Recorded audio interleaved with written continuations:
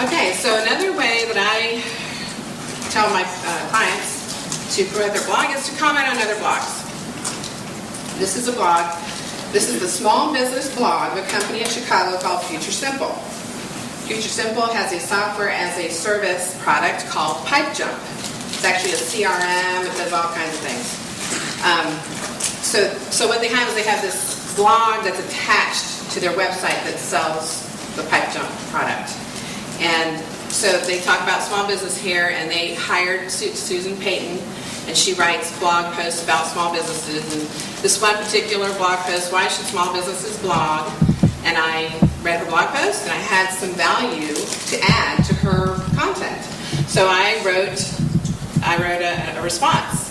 And so usually, has anyone commented on any blogs here? Anybody ever do any of that? Okay, so you're familiar with the little sign up where it has your name, your website, your email address. So your name is going to be hyperlinked to your website. So that's a great way to leverage. And you guys are talking about, oh my gosh, so much time to spend on this. Well, you need to find activities that are going to leverage people's audiences so that you can multiply the time that you're spending on this. So everybody who is reading this particular blog is going to read my post, and so I'm going to leverage their traffic and draw them into my website. And I don't have a blog on my website right now, but I should. I actually use other stuff to blog, so that's what I do. But anyway, so that's the idea of leveraging your time, leveraging other people's content so that you can use it for yourself to promote your stuff. Another way that you can leverage your content and your time is to be a guest blogger on somebody else's blog, or invite people to blog on your blog. And one of my clients is Rebecca Moorhead. She is a consultant for medical practice managers over in Orlando, and she asked me to write a guest post about social media and medical practices, because it can be very, medical practice, there's a lot of things you have to think about as far as privacy and HIPAA, so it's kind of a specialized audience. So I wrote an article for that. And the idea is to people to read this, other practice managers who come to her blog, and it benefits me because they come over to my website, they see what I could do for them, or they just get value out of this, and they share it with their friends on their Facebook or their Twitter. So, and that's how it just kind of, it multiplies. So I talked earlier about Twitter, and how many people here have a Twitter account? How many use it more than once a week? Okay, good. The thing about Twitter is you want to be able to develop a relevant list of followers. Once you create your account, you want to develop a relevant list of followers, people from your industry, people who are interested who might be interested in your Twitter account, or in what you're going to post on Twitter.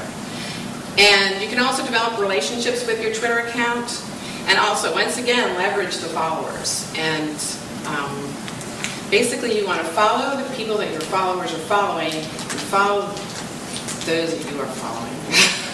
And I have an example, because it's hard to follow. You want to obviously promote your website, of course, and you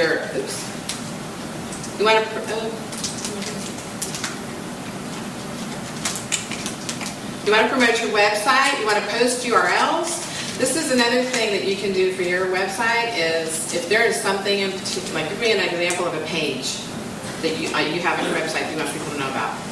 Product or service? Service. Okay, what kind of service?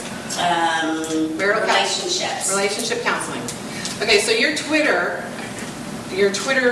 post should be 140 characters. They can say something like, having trouble with your relationships, we have something to help you. Or, that's kind of salesy, and I don't recommend salesy, but some sort of comment about it. It's a microblogging platform. So some sort of comment that's compelling, that's engaging, that's entertaining, that will make people click that URL. And of course, you want to make sure you use the right keywords. So relationship counseling, relationship advice, that kind of thing. And then the same thing with here. Promote your blog. The same thing. If you write something about a relationship relationship help, put that keyword in there and something compelling and engaging about it, and then the URL to the page. So here's an example of followers and following. This is Tim Tebow's account. Anybody here follow Tebow? Okay, Tim Tebow has over 200,000 followers, and this was a few days ago, so it's probably more than that right now. But he's only following 41 people because he doesn't have time. He's busy playing football. So you can imagine that all of his followers are going to be football fans, UF alumni, Gator fans, Denver Bronco fans, coaches, college girls, think about who he is and who he attracts. He's also a Christian, so he probably has a lot of Christian people. He just wrote a book, a lot of people who are interested in his book. So you need to think about, well, who in his followers list would I be interested in following? Or would be interested in following me? Or be interested in my product? Or interested in my service? So, well, you see, I don't even know who Ryan Cleary is. Is he like a Bronco player or something? I don't know. So anyway, so you want to go through here. You have somebody who you're following. So you click through to their follows, and you see who it is. You click on their profile, you check them out, you see if they're, what kind of tweets they're tweeting, what kind of things they're putting on Twitter. You don't want to, you want to make sure that what they do online matches what you do online. And then, same thing with his followers, sports fans. If your business serves sports fans, follow them. If your business serves UF Gator alumni, follow. I mean, you get the idea. You want to follow people, get people on your account that are going to be interested in what you're doing in your geographic area for your business.